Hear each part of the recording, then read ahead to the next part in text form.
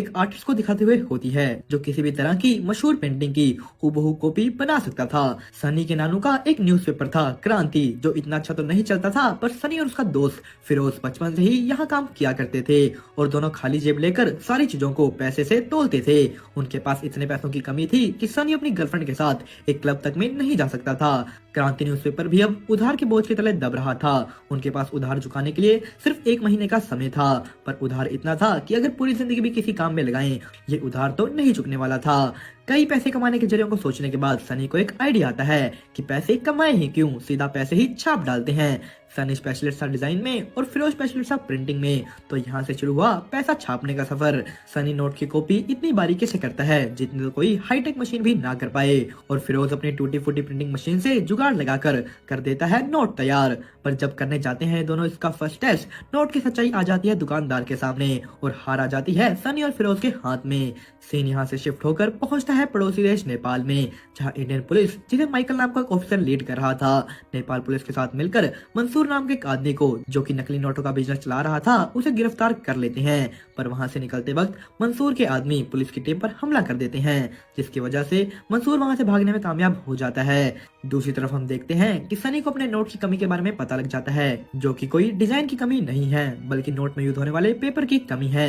सनी और फिरोज हर टाइप का paper test करके एक फाइनल पेपर तैयार कर लेते हैं, जिसमें फिर से नोट बनाकर वो लोग चेक करने के लिए दुकान में जाते हैं, और ये नोट अब की बार चल जाता है। सीन शिफ्ट होकर एक गवर्नमेंट मीटिंग की तरफ जाता है, जहां मेगा नाम के एक आरबीआई ऑफिसर को दिखाया जाता है, जो कि नोट पकड़ने की एक नई टेक्नोलॉजी चिप CT600 के बारे में सबको बता रही थी, पर कोई भी उस पर इतना ध्यान नहीं देता, सिवाय पुलिस ऑफिसर माइकल के, जो कि वहां अपने लिए एक स्पेशल टीम मांगने आए थे, जो कि उसे इस नकली नोट के बिजनेस को खत्म करने में मदद करेगी।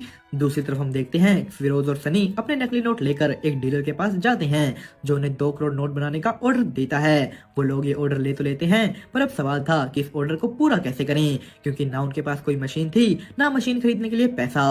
वो दोनों वापस उसी इंसान के पास जाते हैं जिसका उन्हें उधार चुकाना था, और उससे ऊपर से और उधार मांगते हैं, पर अब की बार सारा उधार 2 महीने में चुकाने की बात के साथ उनको उधार मिल जाता है। सनी अपने चाचा यासिर को अपने साथ जोड़ लेता है और उनकी असली क्रांति न्यूज़पेपर की प्रेस छापती है नकली क्रांति यानी पैसा।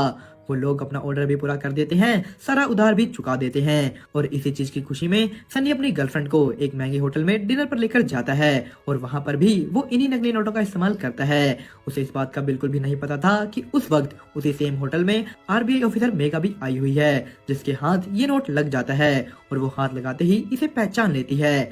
दूसरी तरफ हम देखते हैं कि पुलिस ऑफिसर माइकल को एक स्पेशल टीम बनाने की परमिशन मिल जाती है, जिसमें वो मेगा को भी इंक्लूड कर लेते हैं। सनी और फिरोज को इधर एक बहुत बड़ा ऑर्डर मिलता है, पर इसे पूरा करने के लिए उन्हें वो स्पेशल पेपर चाहिए था, जिसके लिए वो एक बूढ़े आदमी के नाम पर कंपनी बनाते हैं और पेपर कंपनी से पेपर एक्सपोर्ट करवाते हैं।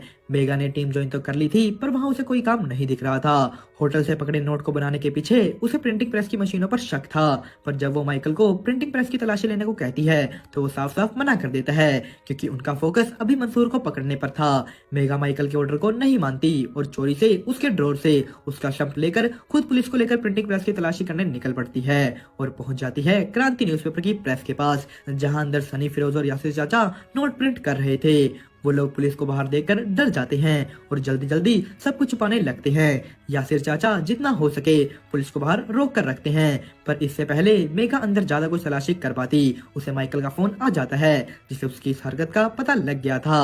पुलिस वहां से चली जाती है, जिससे सनी और फिरोज भी बच जाते हैं। इस घटना से यासिर चाचा बहुत डर जाते हैं और सनी के नानू को इन सब बातों के बारे में बता देते हैं, जो कि सनी और फिरोज दोनों को अपनी प्रेस से धक्के मारकर बाहर निकाल देते हैं।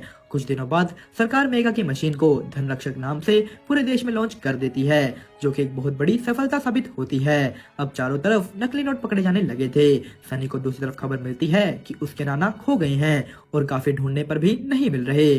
सनी और फिरोज दोनों उनकी तलाश करवाने के लिए पुलिस के पास जाते हैं, पर वहां सनी उनसे बदतमीजी कर लेता है, जिसकी वजह से उन्हें ही उल्टा हवालात में डाल दिया जाता है। उनके जेल से निकलने के बाद उन्हें पता लगता है कि उनके नाना को भूलने की बीमारी हो चुकी है और वो धीरे धीरे सब कुछ भूल रहे थे। वो ये भी भूल चुके थे कि उन्होंने सनी को प्रेस से बाहर निकाल दिया है। सनी अपने नाना के लिए फर्जी नोटों के अपने काम को बंद कर देता है, पर ये चीज ज्यादा देर तक नहीं टिकने वाली थी, क्योंकि हर जगह नकली नोट पकड़े जाने की वजह से मंसूर बहुत चिंता में आ गया था।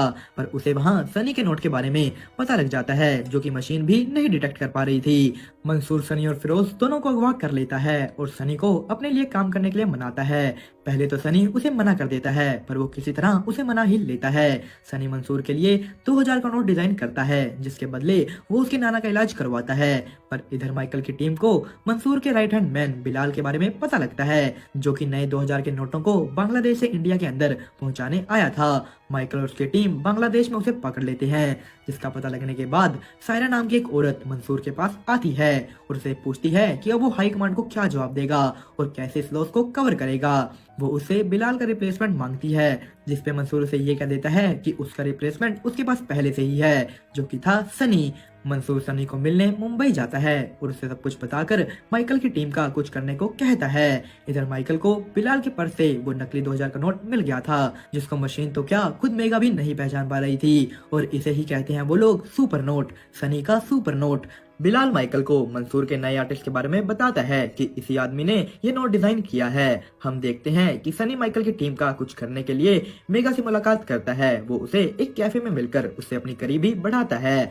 मेगा को इस शहर में एक घर चाहिए था, जो दिलवाने में सनी उसकी मदद करता है, और इन्हीं सब के बीच वो उसके फोन में एक ट्रैकर भी इंस्टॉल कर देता है, जिससे उसके फोन के मैसेज और कॉल अब सनी पढ़ पाएगा।